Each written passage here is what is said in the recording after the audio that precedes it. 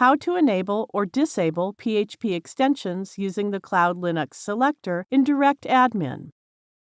We assume you have already logged into your DirectAdmin account.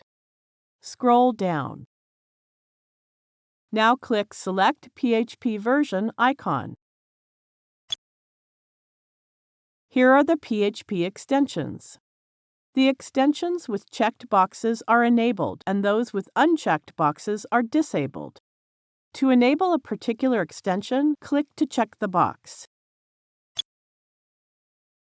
To disable an extension, click to uncheck the box. It shows a success message.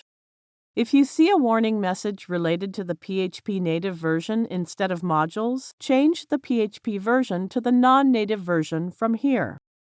Now you know how to enable or disable PHP extensions. Thank you for watching.